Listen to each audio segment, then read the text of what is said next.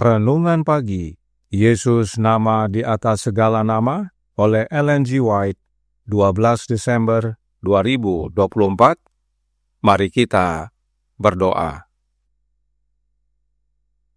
Bapa kami yang di sorga, Allah pencipta langit dan bumi, laut dan segala isinya, Allah yang maha besar, maha kuasa, sumber segalanya, yang kami sembah selalu melalui anak-Mu yang tunggal, Yesus Kristus. Terpujilah Yesus, anak Allah yang maha tinggi, yang adalah sumber kebijaksanaan yang tak pernah salah. Pada pagi hari ini kami bersyukur boleh bangun dan berbakti, dan sebagaimana membaca dan mendengarkan nasihat firman-Mu, kiranya ini menjadi pembaharuan bagi kami semua, agar menerima Kristus dalam hidup kami, yang adalah sang hikmat yang tak pernah salah, maka kami dijaganya. Beserta kami sepanjang perbaktian ini kehendak-Mu yang jadi, ampun kami akan dosa dan salah, karena kami berdoa hanya dalam nama anak Allah yang tunggal, Yesus Kristus, yang adalah Tuhan dan Juru Selamat kami. Amin. Renungan hari ini akan dibacakan oleh Ibu Maya Khan. Kepada Ibu Maya, kami persilahkan. Selamat pagi untuk kita semua. Bacaan renungan pagi kita pada pagi hari ini, 12 Desember tahun 2024, berjudul Sumber Kebijaksanaan yang Tak Pernah Salah. Ayat intinya terdapat di dalam Yohanes 6 ayat 63. Perkataan-perkataan yang kukatakan kepadamu adalah roh dan hidup. Perkataan Kristus tidak mengandung sesuatu yang tidak penting. Khotbah di atas bukit merupakan pekerjaan yang luar biasa, namun sangat sederhana sehingga seorang anak dapat mempelajarinya tanpa salah paham. Bukit ucapan bahagia merupakan simbol dari peningkatan rohani yang pernah dijunjung Kristus. Setiap perkataan yang diucapkannya berasal dari Allah, dan Ia berbicara dengan otoritas sorga. Perkataan-perkataan yang kukatakan kepadamu, katanya, adalah roh dan hidup. Yohanes 6 ayat 63. Pengajarannya penuh dengan kebenaran yang memuliakan dan menyelamatkan, yang tidak dapat dibandingkan dengan ambisi tertinggi manusia dan penyelidikan yang paling mendalam. Ia hidup sampai kehancuran yang mengerikan yang menimpa umat manusia, dan Ia datang untuk menyelamatkan jiwa-jiwa melalui kebenarannya sendiri, membawa kepada dunia kepastian harapan dan kelegaan yang lengkap. Karena perkataan Kristus diabaikan, karena firman Allah diberi tempat kedua dalam pendidikan, maka ketidakpercayaan menjadi kerusuhan dan kejahatan merajalela. Hal-hal yang tidak penting memenuhi pikiran banyak guru zaman sekarang. Banyak tradisi yang hanya mengandung sedikit kebenaran dimasukkan ke dalam mata pelajaran yang diberikan di sekolah-sekolah dunia. Kekuatan banyak pengajaran manusia ditemukan dalam pernyataan, bukan dalam kebenaran. Guru-guru zaman sekarang hanya dapat menggunakan kemampuan guru-guru terdahulu. Namun, dengan semua kepentingan yang mungkin melekat pada perkataan para penulis, manusia yang paling hebat, ada ketidakmampuan yang disadari untuk menelusuri kembali ke asas besar pertama, sumber hikmat yang tidak pernah salah. Ada ketidakpastian yang menyakitkan, pencarian yang terus-menerus, upaya untuk memperoleh kepastian yang hanya dapat ditemukan di dalam Allah. Trompet kebesaran manusia dapat dibunyikan, tetapi dengan suara yang tidak pasti. Itu tidak dapat diandalkan, dan keselamatan jiwa tidak dapat dipastikan olehnya. Dalam memperoleh pengetahuan duniawi, pria dan wanita telah berpikir untuk memperoleh harta karun, dan mereka telah mengesampingkan Alkitab. Tidak tahu bahwa Alkitab mengandung harta karun yang berharga bagi segala sesuatu yang lain. Kegagalan untuk mempelajari dan menaati firman Allah telah mendatangkan kekacauan ke dalam dunia. Manusia telah beralih dari penjagaan Kristus kepada penjagaan pemberontak besar, pangeran kegelapan. Api asing telah dicampur dengan yang suci. Dikutip dari Counsel to Parents, Teachers, and Students, halaman 439 dan 440. Demikianlah bacaan renungan pagi kita pada pagi hari ini. Tuhan Yesus memberkati. Terima kasih atas penata layanan Ibu Maya. Tuhan Yesus memberkati. Selamat pagi saudaraku dalam Tuhan. Siapakah sumber hikmat? The Review and Herald tanggal 21 Januari tahun 1902 paragraf 9 berkata, Allah adalah sumber hikmat. Dari Dia kita harus menerima perbekalan kita.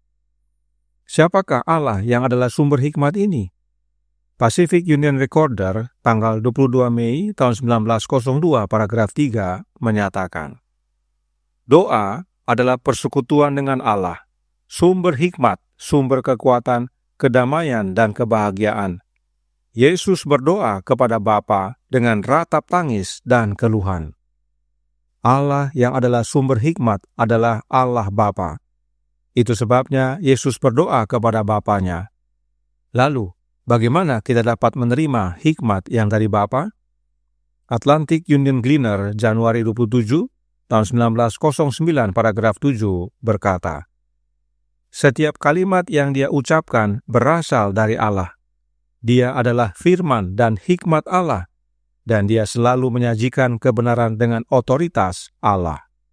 Dan tentang hal ini Yesus telah menyatakannya sebelumnya dalam Yohanes 12 ayat 49 yang berbunyi, sebab aku berkata-kata bukan dari diriku sendiri, tetapi Bapa yang mengutus aku, Dialah yang memerintahkan aku untuk mengatakan apa yang harus aku katakan dan aku sampaikan. Karenanya, jelas bahwa Allah yang dimaksudkan adalah Allah Bapa. Oleh sebab itu, Yesus disebut firman Bapa dan hikmat Bapa. Karena segala perkataan Yesus terima dari Bapanya. Kita menerima hikmat Bapa hanya melalui satu jalan, yaitu dengan menerima anak Allah. Sebab Yesus itulah sang hikmat. Roh Nubuat berkata dalam suratnya nomor 93 tahun 1897 paragraf 7 yang berbunyi, ketika kita menjaga Kristus selalu di depan kita, ketika kita menetapkan hati kita untuk menjadi seperti sahabat kita, Yesus Kristus, yang telah memilih kita dan menyebut kita sahabatnya, ketika kita merenungkan karakternya, kita akan begitu mengasihi Dia, sehingga kita akan menempatkan diri kita sendiri, di mana kita dapat diperintah dan diajar oleh Dia yang adalah hikmat itu sendiri. Dia adalah pengudusan dan kebenaran kita. Bapa adalah hikmat, karenanya anaknya juga adalah hikmat. Sebab anak lahir dari Bapa, dan karenanya satu dalam alamiah. Itu sebabnya saat kita mencari hikmat, datanglah kepada Yesus yang adalah hikmat Allah. Maka kita akan menemukan hikmat.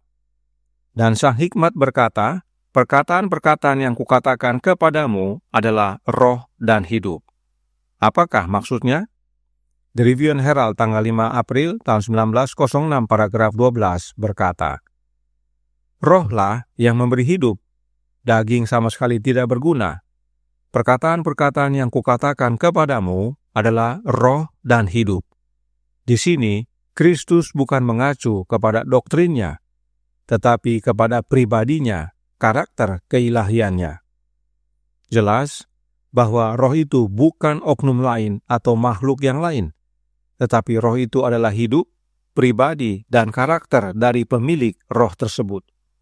Jadi, jika disebut roh Kristus, maka itu artinya hidup, pribadi, dan karakter Kristus. Itu sebabnya Paulus tuliskan yang berikut ini, karenanya, Salomo menuliskan dalam Amsal 4 ayat 6 yang berbunyi, "Janganlah meninggalkan hikmat itu, maka engkau akan dipeliharanya, kasihilah dia, maka engkau akan dijaganya." Siapakah hikmat? Yesus Kristus. Karenanya jangan tinggalkan Yesus, maka kita akan Yesus pelihara, kita akan dijaganya. Saudaraku dalam Tuhan, renungan hari ini berkata dalam Jesus Name Above All Names, halaman 364 paragraf 4. Kegagalan untuk mempelajari dan menaati firman Allah telah mendatangkan kekacauan ke dalam dunia. Manusia telah beralih dari penjagaan Kristus kepada penjagaan pemberontak besar, pangeran kegelapan. Api asing telah dicampur dengan yang suci. Inilah pentingnya kita memahami tentang hikmat, terlebih hikmat yang tidak pernah salah. Allah Bapa adalah pribadi yang tidak pernah salah. Karenanya hikmat yang berasal dari Bapa adalah hikmat yang tidak pernah salah dan terwujud hanya di dalam Anak-Nya. Itu sebabnya Yesuslah yang disebut hikmat yang tidak pernah bersalah. Dan hikmat tersebut tidak hanya diperoleh dari mempelajari Alkitab, tetapi oleh menerima Kristus dalam hati kita, sebab perkataan Kristus adalah roh dan hidup. Maka penjagaan Yesus menjadi milik kita. Kiranya ini menjadi sukacita dan pembaharuan bagi kita semua. Tuhan memberkati, saya bawa dalam nama Yesus. Amin. Mari kita berdoa. Bapa kami yang di sorga, Allah pencipta langit dan bumi, laut dan segala isinya, Allah yang maha besar, maha kuasa, sumber segalanya, yang kami sembah selalu melalui Anak-Mu yang tunggal, Yesus Kristus. Terima kasih atas nasihat penting pada pagi hari ini. Sering kami umat manusia merasakan sudah lebih dengan memperoleh hikmat dunia ini. Tetapi itu adalah kebodohan bagi Engkau ya Bapa. Hikmat yang tak pernah bersalah adalah hikmat yang berasal daripada-Mu. Dan satu-satunya jalan untuk kami menerimanya hanyalah dengan menerima Kristus dalam hidup kami. Karenanya karuniakanlah ya Bapa roh Anak-Mu dalam hati kami, dan biarlah kami semua yang percaya membuka hati, sehingga Kristus berkuasa dalam hidup ini, dan saat kami mempelajari firman Allah, tidak hanya mengerti dan dituntun dalam seluruh kebenaran, tetapi kami pun semakin peka dengan perkataan-perkataan Kristus dalam hati kami, sebab perkataan-perkataannya adalah roh dan hidup yang menjaga dan bahkan mengaruniakan hidup yang kekal nantinya bagi kami. Beserta kami sepanjang hari ini kehendak-Mu yang jadi, ampun kami akan dosa dan salah, karena kami berdoa hanya dalam nama Anak Allah yang tunggal, Yesus Kristus, yang adalah Tuhan dan Juru Selamat kami. Amin.